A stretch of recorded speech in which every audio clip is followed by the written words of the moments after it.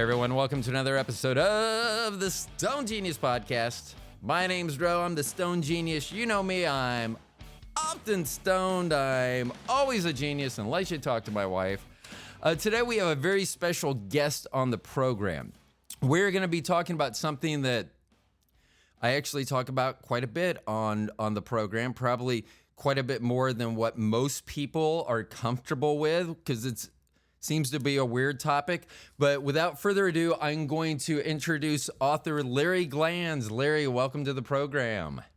How are you, Ro? Very good. Thank you so much for being here. So the people, they'll probably see in the title of the show, but you have recently, not recently, but you have a book that's out and it was just recently revised for 2023 edition. But what book is that and what is the topic of that book? The book is called The Ultimate Book of Bathroom Etiquette and Humor. And the topic is about proper behavior in and around the bathroom in terms of... That's etiquette. Huge with me because I am a big. I worked in retail for quite some time, and like a big retail box chain, and so the employee's bathroom was often shared with the customer's bathroom. And there would be times where you would go in and you would see whatever behavior happened to go on in there. And you would immediately go out and alert the other employees. Like, Yes. You may not want to touch something after that person touches it, or, just different things like that. So is that the etiquette, is because I know there's a humor part to it as well, but is there a very serious etiquette part to it? Oh, yeah. I mean, etiquette it can be in and around the bathroom, but it can be outside of it as well.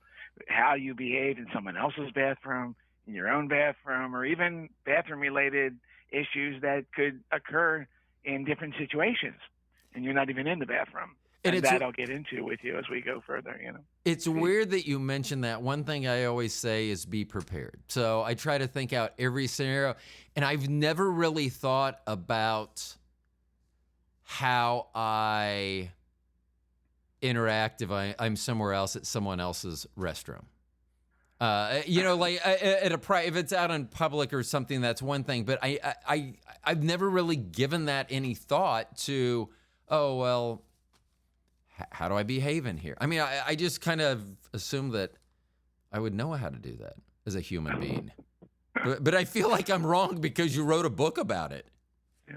People destroy bathrooms, Ro. I mean, yeah, there's people who know how to properly act in a bathroom, but there's others that just it's almost unfathomable that they can go into a bathroom and leave the bathroom in such a deplorable state that the next user that follows them, they literally can't even use the bathroom. Yes. That's how much they've destroyed it. And I've seen that from my 42 years of being on the road, visiting health and natural food stores' bathrooms.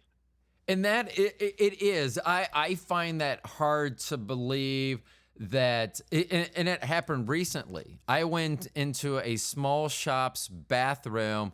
I opened the door and I went back out. I go, obviously you guys are not aware of the condition of that bathroom currently. And I guess that customer was still in the store. And so they had been, so there were a lot of things, but yes, I don't understand how someone could do that. Now, I will tell you, I am very much I will not poop in public. I'm one of those, I don't want to, and the weird thing is that, and I'm not afraid to mention this, I sit even when I pee. Now, it goes back to a term that I had heard a long time ago that I don't, so it was in prison, the comment was, pee like a bitch or become a bitch. I heard that when I was young, and so it seemed like I should just start peeing that way because I thought, well, who knows what the future holds. If I end up in prison, at least I'm ahead of the game. So I'm very honest. I sit to pee unless I'm in public. Then I don't want to touch anything anywhere for the most part. Just hover. Yeah. Yeah. So here's another odd thing about me that I've mentioned on this program before. Sure. Is I actually wash my hands before like in public. It bugs me when people don't wash their hands afterwards. Oh, But it I does. wash my hands before, and when I've mentioned that before, people are like, "Why?" And I'm like, "Because of all the things I've touched everywhere, and then I'm gonna unzip my pant and." I go no. So I'm generally, and I know I catch people off guard because they'll see me come into the bathroom. I'll wash my hands, go to the bathroom, and wash it again. And it's not like I'm overly a germaphobe. It's just, to me, that seems proper. Oh, it is absolutely. Washing hands is like critical. It's one of the, you go into when we would go into restrooms. I go into restrooms. I would always see signs. Please wash your hands. Please, use soap and hot water for at least 20 seconds. Those kind of signs. Professional signs that were mandated by the state. That kind of thing. When I go into store restrooms, so washing hands is critical. I And always thought it was funny when it was like they would have to, like at a restaurant, our employees are required to wash their hands after going to and I would always be like, thank you. I mean, some of that thing, I wish they wouldn't have put it there because that was one of those unspoken things that I just thought people were doing. And so the they fact don't. that they've posted it there doesn't help me any more than that. So I wanted to ask, I'd mentioned earlier that you have revised the ultimate book of bathroom etiquette and humor. You have a revised 2023 edition. When did the original book hit shelves? The original book hit shelf in 1999, although it reflects 2000, like on Amazon, September of 2000. But actually, the book was 1999 because I have a copy of that original book. That shows revision.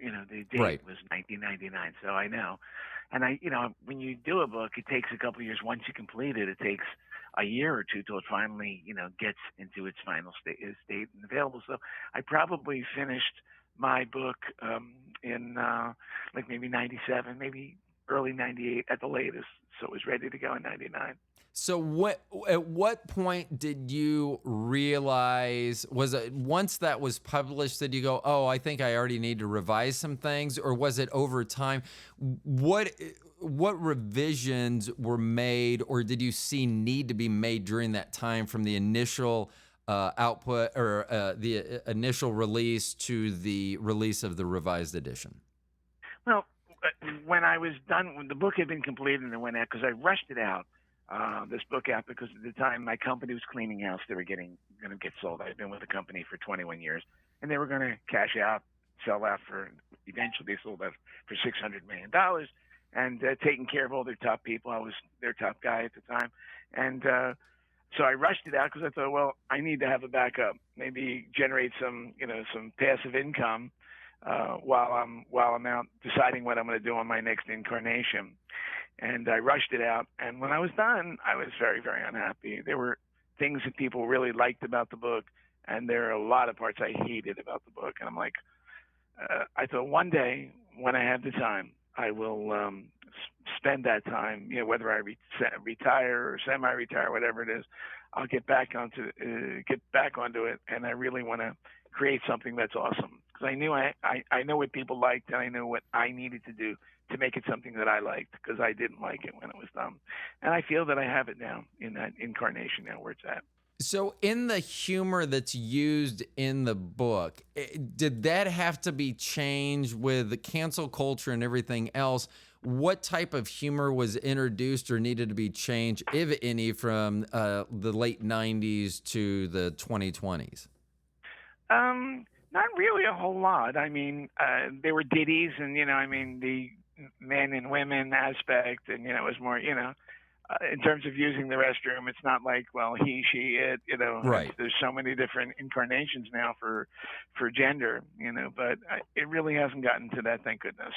It's just people use the restroom, and I had somebody respond and say, well, I'm a lesbian, and I still like the seat lowered for me, and I'm like, and my lady still likes it, then I lower the seat, and when I'm like, okay, I get it. Yeah. But I understand. One of the funny things I heard, and it wasn't that long ago, or interesting things, I should say, and I don't remember who said it, but they were talking about the seat being up. And so maybe this is me being lazy again, because I don't have to lift the seat, so I don't even have to have this discussion with my wife. We've been together 27 years, but the discussion was putting the seat up, and the guy was like, the woman doesn't have to do anything except for complain if I don't do 2 steps. Like if I want to pee, I need to lift the seat up. Absolutely. And then I put it back down for her, but I'm having to lift it to do something. Why can't she put it down to do something? So it was weird because I never really thought about it that way. I guess because I sit to pee, but I also thought, I don't know why some things become such a topic. It was an interesting take, but I was also like, but is it that hard to put a seat down? And now they're so nice. Seats have changed. Well, let me ask you this, because you may be further advanced than me. How are you qualified, or what makes you an authority to write this book? Because remember, this is not just a book about bathroom etiquette and humor. This is the ultimate book about bathroom etiquette and humor. So what qualifies you to be able to write the ultimate book? Well, Ro, I've seen the worst and the best of restrooms everywhere. As I've mentioned, I go into store restrooms and they just deplorable. And but more so, I've had my own personal mortifying and humiliating bathroom etiquette disasters, which more than qualify me to be the person who should write such a book. And I want to ask you about some of those here shortly, but it scares me because when I left photography and went to selling orthotic shoes, Right. and I never really thought that much about feet. I knew I didn't like them. I never wanted. I was never looking towards seeing someone's feet. Did. And so when I saw some of the things that I've seen, because I've even talked to like physical therapists, I go, whatever you think you've seen, I've seen worse. And they go, but I'm a physical therapist. I go, but people are coming to you to get something resolved. These people that I'm seeing really are not. They're hiding this. So when you said that you've seen the best and worst of bathrooms, I'm trying to do a quick inventory of the worst bathrooms I've seen, and I'm going to reference one from a movie. Did you ever see the Robert Rodriguez movie Desperado with God, I can't even think of his name now. Antonio Banderas and Salma Hayek. Sorry to say, I never saw the movie. Okay, so there's a scene in that where and this movie was out almost 30 years ago, so I don't feel like I should say spoiler alert, but I know my audience, so spoiler alert coming for a 30-year-old movie. But there, in the back of this bar, there's a drug, something's going on. And so the way you get to it is you go through one of the stalls. So when you open the door to the stall, it looks so hideous that you would just see it and shut the door and move on. And that's what they're doing. It's used as camouflage to hide the door that they go back to. But when you open it, you don't know that's what it is initially. And so there's stuff on the walls, there's stuff. So I'm just trying to picture, and I don't know if you want to recall this or not, but I'm trying to picture what the worst thing, when you say I've seen the worst of a public bath, because I can't even imagine. Like I've seen stuff, and I know stuff has to be way worse than what I've seen, because I'm a princess, according to my wife. Okay. What are the situations that I've seen when I go into? Like what is it? Is it like the condition, like someone because of nature presenting itself in a way, or is it just the conditions of the physical bathroom, the cell? I mean, what would you term the worst of what you've seen? The worst that I've seen would be unflushed toilets, which I seem to be a magnet for wherever I go. Poop on the seat, poop and pee on the seat, and the bathroom reeking beyond belief. See, and that's why I won't go to the bathroom in public, especially like I'll go pee if I need to in public, but I will not sit down. I mean, I would rather like hover above the toilet than sit, because guys are disgusting. And animals. Yes. So here's the thing. I went into a woman's bathroom by accident once. I was it was a church of all places. And luckily it was during the week. It wasn't busy, but when you look down the hall towards the bathroom, it said men. So I walk towards it and I turn and I go in. And as soon as I go in, there's a sofa. And I'm like, huh? That's weird. And then I walk in and it's like, it smells good. It looks good. Like if I fell down on the floor, I wouldn't be overly concerned. And so and then I immediately noticed there were no stand-up urinals. So I went back out and it said women. So what had happened from where I was standing in the hall, a post, like a beam that went up in the hallway stuck out. So from my vantage point, I couldn't see the WO because it said women on the sign. But from where I saw, and this is the story I continue to stick with, it said men. So as soon as I saw men, I went to that door and went in. But it was amazing how drastic, and I get it, it was a church and it was during the week, so it wasn't under high traffic use and things like that. But I was really amazed at the difference between the men's and the women's restrooms. Yeah, there can generally be a major difference between the two. But I've heard women say that fellow women can be absolutely worse than men, even the way they've left restrooms. I mean, I've just heard it. I mean, I did a lot of interviewing for this book, especially on the most recent version of it. And women say, oh, my God, you would not believe what some women do to restrooms. And I'm like, besides flushing tampons and overflowing the toilets, and just those kind of messes that are. And I've only dealt with one like real bad overflow. Like, so we had rented a house in Wichita, Kansas, and it ended up the roots had grown through the pipes or something, and it ended up there were like, it didn't seem to be any hint or preview, and then there was one flush where everything that connected to a pipe regurgitated stuff. I mean, and it was horrendous. I mean, so much so I think we moved out of the entire city not long after that. Probably not due to that, but it wasn't anything that was going to give me a fond memory to being in Wichita. So I can, well, I can't, and I don't want to imagine, because I assume there's certain things, and especially smells, that you can't. I always say there's certain things you can't unsee. I would assume that there's been certain smells you can't unsmell. Unbelievable. Just beyond belief when you come into a restroom. It's literally peeling the paint off of walls. That's how bad it could be. It's just, even if you wore a mask, it would eat through the face mask you're wearing. Just beyond. An N95 wouldn't be enough to protect you from the stench left in some of these bathrooms. Do you? Because on that, I would just pass. I'd be like, I would rather piss myself. And if someone did, if I was out front and like standing somewhere and someone's like, did you just pee yourself? And I'd be like, yeah. And if they go, there's a bathroom right there, I'd be like, go ahead. You go to that bathroom and you tell me I was wrong for peeing myself. So, yeah. I like I say, my wife calls me a princess all the time. So, and it was funny because one of the things I wrote down, I forget because I don't ever use our guest bathroom. I was in there in the middle of the night, and I forgot we have a sign up in there that says, don't do coke in our bathroom. So that's part of our etiquette. So we're not a cocaine family as it is. So that's, don't bring your own stuff in and bring it. But I completely forgot that was in there. But that would fall under the etiquette, I think, as well. Oh, yeah, absolutely. Now, I wanted to ask you, so you wrote this book in 1997. But I think doing some research, you may have written something as well. Have you authored any other books?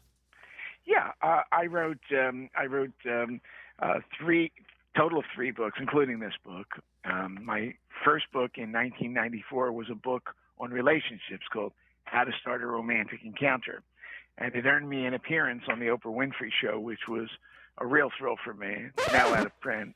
And I will tell you real quick that I wrote this down also because I knew that you had appeared on Oprah, and all I wrote down was sometimes I'll abbreviate myself when I'm referencing myself in third person. I just write TSG. So I wrote Oprah greater than TSG, just so if you were not aware of that where you where you were at 94 and where you are now in 2023 appearing on this show, I don't think are equal. I would like to think that someday maybe. but I did write that down. So you appeared on the Oprah Winfrey Show for your book about relationships. How did that go? It went good. I sold a ton right off the bat, and then by 1999 or 2000, it was out of print already. So the company that I wrote the book from, Avery Publishing, was sold to Penguin Putnam, and they just took a lot of the books that were out there that if they hadn't performed on a more recent level, they just got rid of them. So that was the end of that book. So in 99, 2000, but and look, I was not an English major, and it wasn't my forte. What made you want to write a book about relationships? Well, when I was stoned, I used to become, which got me I was very shy with women, and when I got stoned, I became very uninhibited, and I sort of I just started had the ability to flow, and I got very funny when I was buzzed, and women found me very funny. And if you can what do women say? If you can make a woman laugh, you're going to get them. And that was sort of my focus at the time. We all go through different stages in our evolution, and I was after women. That was it. And I used to make them laugh, and it worked out to what I was looking for. Right. And I mean, it can give you that certain it sounds like it gave you the confidence, being shy and then being able to talk and being funny and just being able to riff with people, because that very much interested me, that book as well, because I hear we have two grown children, a 21-year-old and a 26-year-old. Wow. And, we'll hear about some of their relationships, and we'll go. And we recently went to a country western bar here in town. And I own cowboy boots. We used to live in the country. My wife is very much more country than I am and everything. But we're going for a party. And it was funny because I see all these single guys. And they were all dressed exactly like. One of the things that you wrote a book, so you have a knowledge base. So like if you were talking about relationships, I'd be like, oh, I'm going to listen because I think this person may have a point. I find it very hard when people are giving me relationship advice that I hear about their failed relationships or they're not in a relationship. And I'm like, I've been with my wife longer than you have been on this planet. Right. So I very much like that. But one of the things I was thinking at the country western bar is, like, in a relationship, the way I always would set myself apart, like before I met my wife, if I would have gone to a country western bar, I would not have been wearing country western. I would have been wearing, a suit without a tie. Because what happens is every single person notices you then. Because every single I missed that. Was it every single person went? Every single person notices you. Then you come in and they see you, because everyone that's dressed like a cowboy is like, why is that guy wearing a suit? It's the same way as if everyone's wearing a suit and you're in downtown Manhattan and a cowboy walks in, everyone notices that cowboy. And I just think it's funny that when people complain about relationships, they're like, how do I set myself apart? It's like, well, you're dressing like every single other person. You need to do something to stand out. And I just thought that was funny, because if you wear a suit and then everyone sees you, every guy sees you, and even because they're still sizing you up, they're like, why is that guy dressed like that? And at some point in the back of their mind, they know it has to do with confidence, because you're confident, and every girl is looking at you. So you now know that every girl has looked at you in the place, because, one of my favorite quotes of all time was Henry David Thoreau, nonconformist, the world whips you with its displeasure. But it actually works. People don't like nonconformists, but they recognize and see it. So absolutely.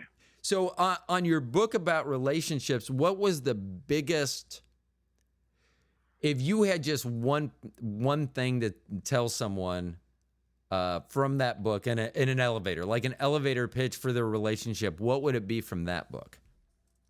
Well, from that book, I would say find unique ways to meet the opposite sex. I mean, you can't be like everybody else, and you need to be able to meet people and be able to meet someone in every different circumstance. And that was what I literally did in that book.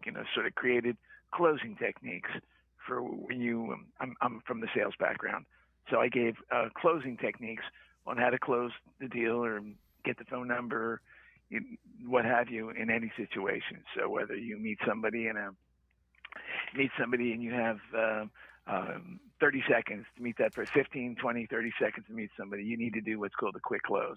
Right. Get the information, identify, recognize, let them recognize who you are, and say, look, I can't let you get out of my life without at least getting your phone number anyway. I'd love to talk to you again. Boom.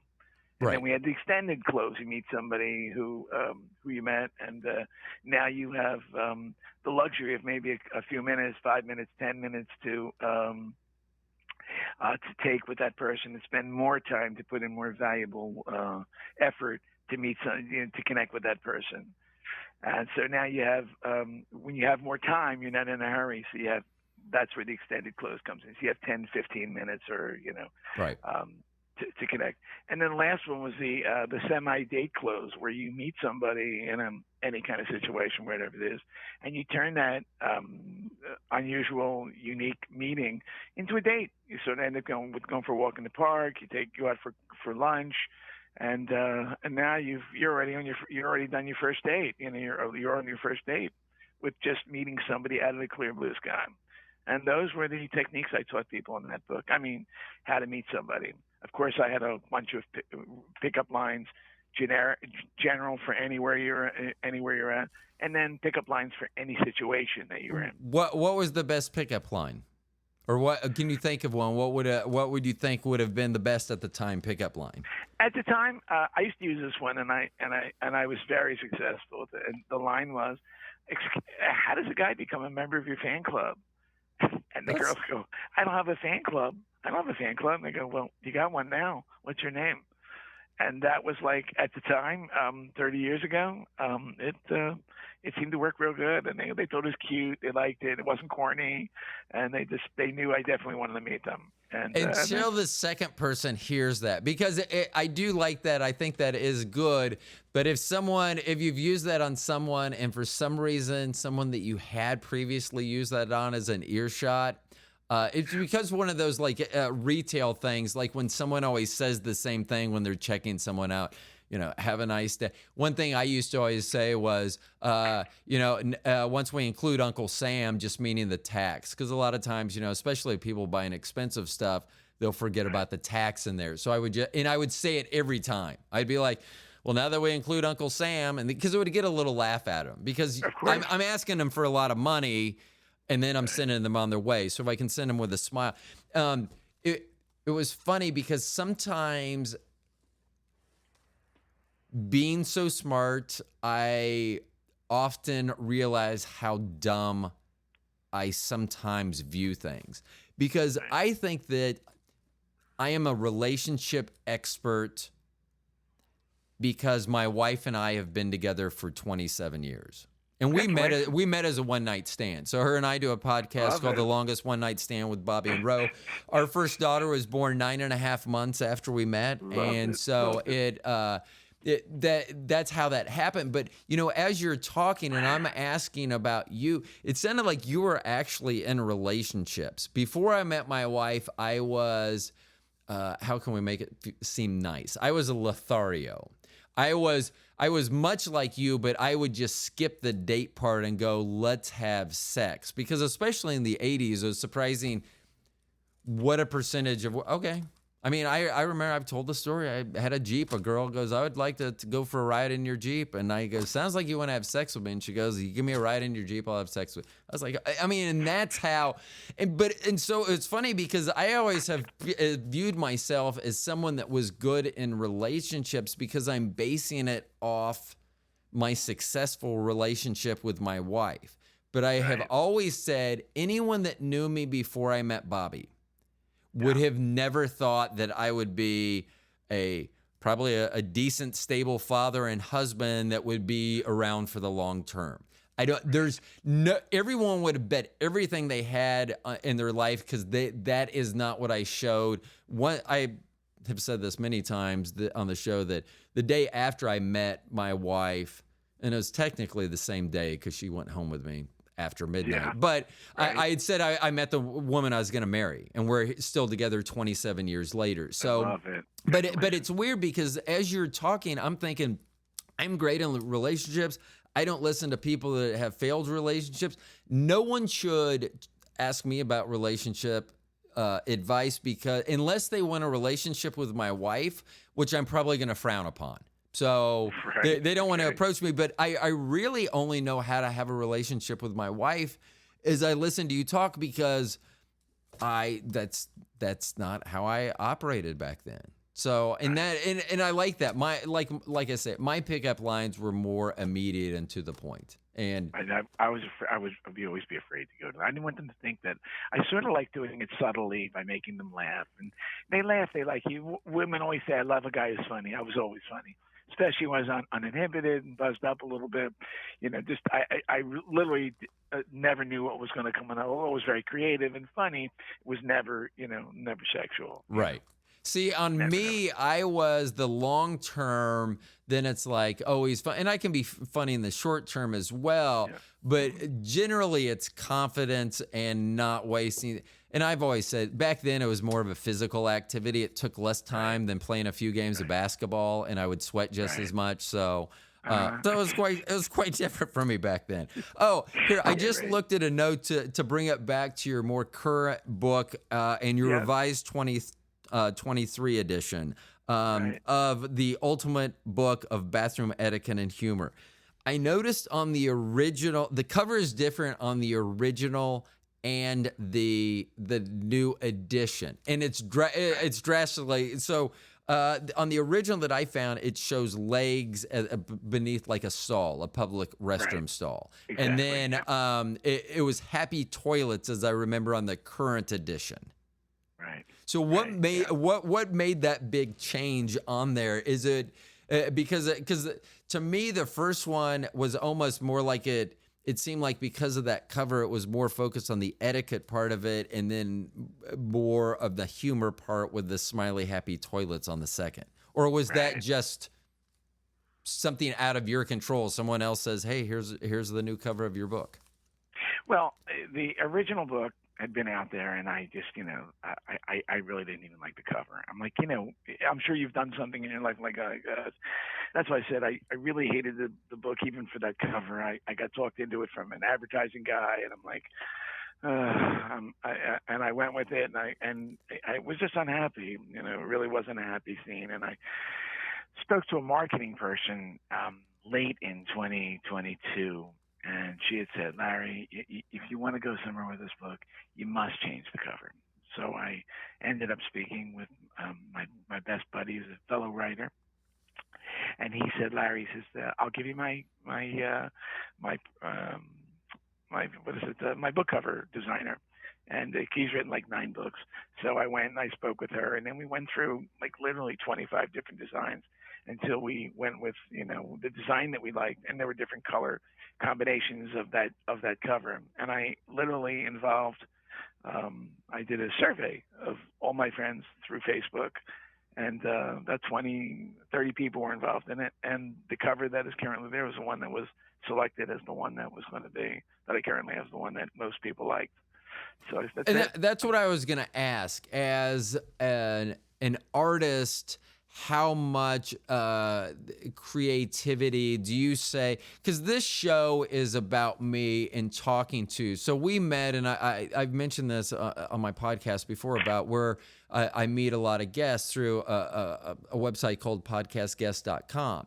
And when they have featured my podcast before, they've wanted me to narrow the focus for guests. They go, "You really want to be like, well, I want guests that have this exact background." And I go, "I'll talk to anyone." I'll go, if I find someone interesting or their top, it doesn't matter what it is. And it can seem like I've never talked about that or referenced it before, but it's something that I would totally talk about. And that's kind of how we met. And you're one of the first person I reached out to because of bathroom etiquette. I'm huge on that. And so I was that answers the question of like the creativity. You did have to give some of that up. You were looking at what do the general public like the most? Because I'm still at the point where I'm more focused on my show. What do I like the most, and my audience is secondary. Right. I got you. Well, I went with the realm of the different types of covers, because there were a bunch of different that were totally different covers, and we finally hit on this one, and we liked this one a lot. Again, checking with different people what they thought, and then we had different color combinations on this cover, and this is the one that most of the people went on. I liked it as well myself, but I liked other color combinations. But the color combination, and it's a winner. I mean, I don't know what percentage of physical books. I mean, I'm 56, so I still like the tactile feel of a newspaper, a book, things of that nature. But if you were in a bookstore, the new cover would be, I think, more appealing to just the general person walking by, because they may go, oh, smiling what's it's about, where the other one looks, like I said, a little bit more serious. Why I would have thought it would focus more on etiquette. And here's my thing. I've talked about shame on this program at length, because I don't have shame. Like if I do something, you can't say something to me to make me feel shame. It's just something that my personality, I'm devoid of. And I sometimes feel that way with the people in the bathroom, because I'm like, they had to know they left the bathroom in that condition. I think people just don't even look. I mean, I have a situation where maybe a couple of years ago, one of my dearest friends from one of my health food stores, wasn't a buyer or anything, but it's buddy in there, and I needed to use the bathroom. I just needed to pee, and there's only one restroom that's for the public, and of course the staff, you can't use the staff bathroom. Right. So I'm waiting. I'm busting. I had to pee so bad, and I asked, and I knocked on the door, and I turned the handle, it's locked, and I go, hey, what's going on? Is there anybody in here? Yeah, I'll be out in a while. No problem. I'm waiting 15 minutes. And I come on out, and he goes, oh, you're good to go. And I go in there, lock the door. And I go to look at the seat, and there's poop all over the seat, an unflushed toilet, and it reeked. I'm like, oh, my God. How could this guy leave the toilet for me? And I know this guy. That's where I get into the shame part, because then I'm not – because they had to know they didn't flush it. Okay, say there's something like when I dealt with feet, sometimes people would have neuropathy, so they actually couldn't feel what was going on. So let's say there was some medical condition that led to explosiveness, however you want to term it, the actual condition. That doesn't bypass the fact that, or unless they have short-term memory loss and they forget they just took a poop, and they forget to flush. I mean, I don't, and so that's why I'm not sure you could say something to those people that would make much difference. Because if it was strictly medical and they just didn't know or something, that's one thing. But if it's something else, I just feel like, I mean, hey, the condition you left the bathroom, and it's like, yeah, I'm glad I'm not clean. I mean, I just feel like they'd be dicks even worse about it. I had to go so bad, but I literally had to flush. I had to clean the toilet seat. I had to pee, but I'm like, if someone sees me coming out there and I left it like that, they would think I made the mess. I didn't know, should I tell the manager and dime out this guy, rat him out? Or do I just clean it up, suck it up? And it reeked. I just used the spray before you clean the seat up, flush it. I'm like, oh, my God. I can't believe that anybody, any human being could leave me like this. And I know this guy. So, what did you do? I sucked it up, and I cleaned up the seat, flushed the toilet, and sprayed the room before I even peed. Yeah. I'm like, oh, my God, how could anybody – I'm befuddled that humanity could be so oblivious. Anybody could be so oblivious to the condition they leave. There's other people that follow you in the restroom. You must be very, very attentive. Okay, so longtime listeners of this program know what a dick I can be. And being 6'5" and in good – physical condition, still at 56, I don't get a lot of pushback if I say something. And because see, in that condition, I probably would have peed on top of it and then gone out and said something. If he would have been like, well, you peed on top of it, it'd be like, yeah, but how much worse did I actually? I mean, it's kind of like you already, because I would throw someone under. and I wouldn't even call it throwing them under the bus. I would just be, but that's how I am. I'm a very much, it's either true or it's not. So this is why a lot of things, nothing really bothers me, because if it's true, then even if it's bad, it was true, and hopefully I've grown for that, and I'll discuss how I've grown for that. And if it's false, I'm not even going to engage, because I don't need to engage in. I don't know. There was one thing I heard. It's a bee doesn't take the time to tell a fly why honey is better than shit.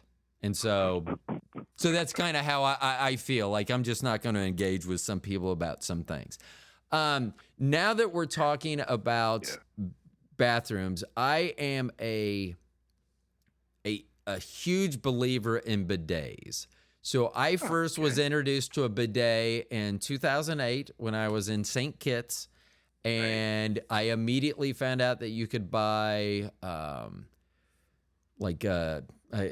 not temporary, but add-on bidets to add on to your current toilet. So we have been a bidet family since that time. I love it. How do you feel as someone who seems to know much more about bathrooms than honestly, probably anyone should? If you're not someone that's installing toilets, you probably know way too much about bathrooms. That being said, what are your feelings on bidet and Americans they seem adverse to bidets, and I don't understand that. I've never used one. I've never seen one. Really? Never. I'm 71. Never saw one. Never used one. Yeah. I mean, it's just bathrooms. I go into the health food store bathrooms because I used to drink a lot of coffee, a lot of coffee, and tons of water and coffee. And I never ever. And then even when I would go stay in hotels and motels, never saw one. I don't even know anybody who's got a bidet. So I mean, I know they're out there, but I've never encountered one. I actually was talking to someone recently who said their parents, because I said that if we ever built a new house, that I would have a separate bidet like they do in Europe, and they had in St. Kitts and thing. I wouldn't do, or I would buy one of the very expensive Japanese bidets that may not just be for cleaning purposes. I think it will warm your tissue, a whole bunch of things. So, but I've heard someone say it before. It's the difference between like if someone put dog poop on your arm, would you rather have like a hose to rinse it off or a paper towel to wipe it off? And so I've always kind of done that, but it was funny because someone I was talking to recently, because it seems like a lot, and I agree with you. Most people, and let's see, I'm 56 now, so 15 years. So I was like 41 when I first was introduced to a bidet in 2008. I guess I could have just gone back from 2008 to my birthday. That would have been much easier. So I was 41 when I first ran into a bidet. So I do understand, and I was out of the country to run into one. Right. That being said, it is funny how big a pushback there is against it. But this person that I was talking about bidets, and they wanted me to understand that they weren't like a regular person that doesn't use a bidet or something like that. They told me that their parents actually had a separate bidet, and he goes, I never saw my parents use it. They never talked about it. He goes, I think it came with the house they bought. And I was like, well, you guys must have been rich then, because in America, I'm going to jump out on a limb and say that wasn't in Section 8 housing that you found the bidet. Right. But then he was like, but I was introduced to baby wipes in college, so I'm a big fan of those. So here's my thing. As much as I love talking to people, zero follow-up questions with that. When someone says I found baby wipes in college and I'm kind of a big fan of those now, I'm assuming he was talking in the bathroom, but I'm not sure. Right. Love them. Yeah. So, so what is next for you, Larry Glanz? What's the next thing? Are you going to update your relationship book? Do you ever see the need that you may need to update the ultimate book of bathroom etiquette and humor? What's next on your horizon? Well, my next book or books on here would be a spinoff of my chapter 11 character, Confuse Us. Confuse Us is a character that was in my book famous, sort of a spin-off of the great Confucius, and they were, he was a famous. Confucius was this famous 25th century BC Chinese philosopher who taught so much about all aspects of moral behavior, and but also my character was Confucius, and Confucius philosophized solely about moral behavior in the bathroom, and his wisdom was designed to provide rhyming ditties with about bathroom etiquette. He and Confucius used to be best buds until the one day Confucius accused his host Confucius of not stocking enough spray for his bathroom, and Confucius tossed him out of his bathroom in his home and repudiated his teachings till his dying day. I'd like to do a book, a backstory of Confucius. I'd also like to do. I have a chapter. My most voluminous chapter in my book is a chapter called Bathroom Etiquette Song Parodies, the lyrics, and I have lyrics to famous songs with different categories and what have you. And I would like to do literally a bathroom etiquette book of song parodies. I originally wrote about 300 of them. So I'm going to actually tie the two books that we've talked about together here, because relationships. Are you, or have you been in a relationship while you were writing these songs? And what does your significant other, if there is one, what do they think about you writing bathroom songs? Well, my wife is like, she's happy with whatever I do. I mean, she's always been. Does she ever give you an odd look, like you come up with something that may not be the final version, and she just gives you the? Because there's a lot of things that I say after 27 years that I am still getting new looks that I've never seen before from my wife, which is great. So that's what keeps it so fresh. So I just wonder if there's anything when you, because that's not like a jingle where you're trying to come up with a country song about your dog being sick and you losing your job in the coal mine or something like that. This is a very specific subject matter that you have, and not one that probably a lot of people are out there creating lyrics for at this point. Right. I can see. Mm-hmm. Right. Yeah. So I will tell you this. It brings me back to a screenplay that I've always had in my mind that I've never written down, because it does revolve a bathroom and bidets. I've always thought it'd be great to have a European hitman that used the bidets to kill his people. Oh my God! I know, right? I know. Yeah. I know. Now you're thinking Confucius might just be a hitman. Right. Yeah. So what's the best? What would you say is the best joke or best story from the revised 2023 edition of the Ultimate Book of Bathroom Etiquette and Humor? Well, it might be. I would reflect on my my bathroom etiquette disasters myself. Okay. Because I've had a few of them. And I want to. That's sort of in my book. It's called Mortification and Humiliation. Within the introduction, I put in there these situations, my disasters, to reflect and show people, why am I the guy that should write such a book? Well, I had three humiliating disasters and mortifying disasters that I wanted to share with with people, and that was the beginning of the book, so they knew. And people seem to really love them. So what is your most what is the most humiliating disaster that you had, and did you learn was it a learning, or was it like an accident, or was it like, oh well? And the only reason I ask this is I don't know if you're familiar with what like a ratchet belt is for men. So instead of having like the little eyelets like a normal belt would have, it's like a ratchet. And they're great. For someone, I'm tall and thin, I always had trouble. So ratchet belts work great for me, and I use them. And I had never thought about this. I was talking to a guy that actually sells ratchet belts, and one night he had a whole bunch of messages from a client because they had soiled themselves because they couldn't get out of the belt. They didn't know how to undo it. So have you had anything like that? Have you ever? So that is like, he just didn't know how to work a belt that he bought, which seems like a weird story in of itself. But that's probably, his learning point from was that know the clothing that you're wearing so that if you need to go to the bathroom, you can get out of it. What's probably the biggest humiliation that you can at least share with our audience? Well, I think one of the bathroom etiquette disasters would be this, and then I'll tell you what I learned from it. Um, let's see here. I was back in my 30s, my single days, and I was on a date. My date and I returned to her apartment after like a very romantic dinner at an Italian restaurant. She's looking very hot, and we're both feeling good, but for that little pesky and gassy, bloated feeling that was starting to hit me. I'm sure it's going to go away. And the worst that could happen is I'll just puff out a little breeze that won't be detected by her ears or her nostrils. And of course, it doesn't work out that way. I go to make my move on her, of course.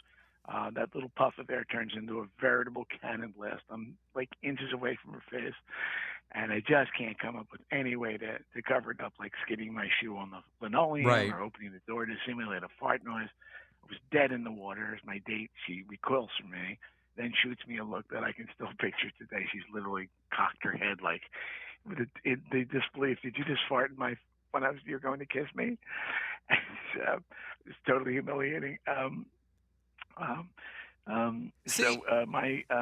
My profuse apologies didn't quite cut it, pun intended, as she told me that she was a little tired and had to get up early the next day. And as you can guess, this was the last time I saw her. And although I still see that look, she shot me once in a while. And that look served as a constant reminder that we are often presented with crucial lessons in bathroom etiquette, including always go to the bathroom when feeling gassy and bloated, never break wind in any public situation, especially not on hot dates. That was my lesson, because, each disaster you learn from your disaster, what not to do, what never, and that was one of them.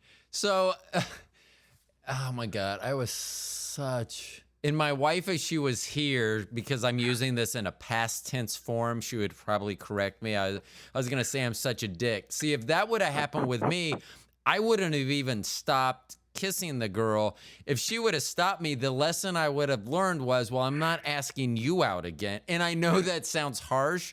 And my thing is, if I would have continued kissing and there would have been no acknowledgement of it, then I would have been like, okay, so boundaries expanded. I mean, and that's just the way I'll say it, probably sick mind worked at the time. So I'm glad that you at least were kind of like cognizant of it. But it's weird that as you're saying this, I start remembering stuff. Gosh, dang.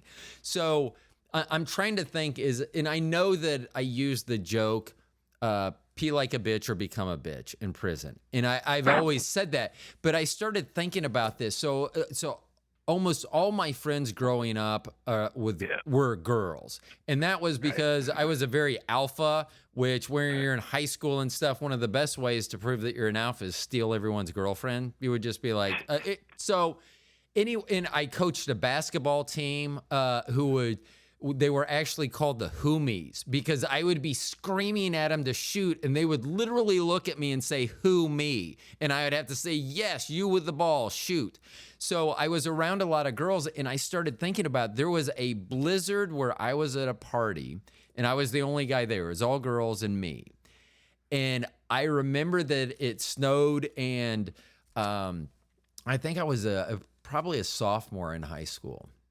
And anyway, I was going to end up staying there with all these girls, which was always a great thing. The parents had talked and all this. It wasn't safe for me to drive and everything. But I remember I needed to go to the bathroom. And I didn't want to be the guy standing in there where they could hear me peeing. Like, I'm in the bathroom. I wanted them to think I was just taking like a timeout or something. I got to get away from you ladies for a few minutes. Give me a sec. I'm just going in. I'm not doing anything in here. I'm just going to go in here and be alone. So, but I think I as we're talking about it, and I got to be honest with you, I don't think about the bathroom that often. I mean, I do think about the etiquette part, but like not my history in the bathroom. But I honestly believe that I probably started peeing sitting down because I was around so many girls at that time that I didn't want that sound to be heard. Right. Which is weird that it took me at 56 talking to you about your book to realize, see, this is why I don't need therapy. I can just talk all my shit out right here with my guest. So thank you very much. There we go. Yeah, The crowd goes crazy. Okay, so do you have a timeline on Confuse Us when this next chapter will be out or this next book will be out? Well, it has the potential for a book, potentially a comic book, a whole bunch of things, and I'd really like to run with somebody. I guess I just need to get this book going, and that's where really my effort has been, Yeah. to try and market it and promote it and do what I can do. Because once I can get that happening, then I can take the next step with Confuse Us. There's a lot of different angles to go. It's a very funny character and a lot of funny ditties and his backstories. And the story about him, with Confucius growing up, is funny. It really is. That sounds like something to look forward to. So. Larry Glanz, I want to thank you so much for coming on the podcast. Where can you tell people where they can they find you? Where can people go out and reach you, find you, maybe on social media's website? Where can they find you, Larry? Yeah, well, it's available on Amazon and Barnes & Noble under my book, The Ultimate Book of Bathroom Etiquette and Humor, and on my website, www.ultimatebathroombook.com. Social media, I'm on ultimatebathroombook.com on Facebook, Instagram, and Twitter. Twitter, right? Yeah. Well, okay. X. Right. Twitter. I know. I'm not. I have an account on there. I've never been much of a tweeter. I know that I probably need, because people are probably just going, man, if I could just have, I don't know what the character limit is, that X number of characters from Roe today, that would just be amazing. I don't feel like anyone needs that from me right now. But so when this episode comes out, everyone that follows the show on Instagram, please go to the Stone Genius Instagram account. All these contact links will be there. I know with Instagram you can't click the link, but you'll be able to see them and go to them on your own. Larry, thank you again so much for being on the program. It was wonderful to talk to you. Thanks so much, Ro, and continued success with your podcast. Thank you so much. Hey, for everyone else, you guys have been listening to the Stone Genius podcast. My name's Ro. You guys know me as the Stone Genius. We'll talk to y'all later.